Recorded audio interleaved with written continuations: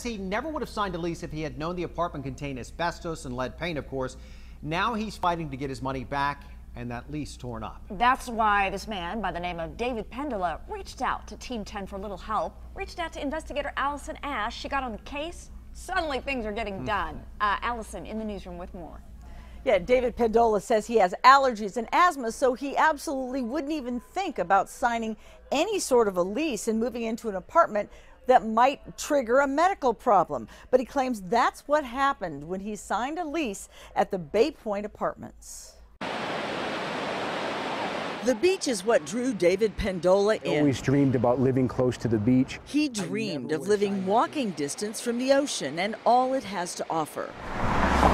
He picked the Bay Point Apartments in PB, a place that promised resort-style living. I signed a lease and I gave $2,150. That's when Pendola says he was hit with an unwanted surprise. They gave me an addendum stating the property had asbestos, wanting me to waive my right that if I was to get sick in the future, that I couldn't hold them liable for asbestos. Pendola says he refused to sign the asbestos disclosure form, which states, although management has no knowledge of any asbestos, there may be some of the cancer-causing chemicals in the building. Immediately, I asked for my money back and I asked for the lease to be voided because they did not disclose that the building contained asbestos and lead paint. California's Tenant Rights Handbook states the landlord must disclose the presence of known lead-based paint and lead-based paint hazards in the dwelling before the tenant signs the lease or rental agreement.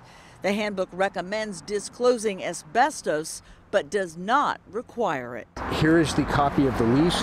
Pendola had a yellow folder full of documents, including the unsigned disclosure forms. What he didn't have was confidence the apartment management would give him back his money. She screamed at me and said that they're not going to refund my money. They're not going to give me my money back. And not only that, they're going to continue to charge me every month for the full balance of the lease. We called Bay Point, and the same woman whose name was on Pendola's lease answered. She first told me to hold for a manager. The phone disconnected, so I called back. The same woman told me no comment. Click. I feel that they treat people terribly. 2 days later, I went inside the lobby and was told by a manager that Pendola will get a full refund. Yes. They still haven't communicated that to Pendola, though, who for now is staying with his girlfriend in what he says is an asbestos and lead-free environment. Now, that manager who Pendola claims yelled at him called me today. She claims that Pendola did not read through the contract because the disclosures are actually attached to that contract. The leasing agent, though, she says, didn't notice that he had dated but not signed that disclosure form. She did say, however, the check is in the mail. Of course, if you are going to rent something, there are ways that you can protect yourself, and there's a lot that you need to know. We've got a link posted with this story on 10news.com so that you can click on that and learn everything you need to know before you sign on the dotted line.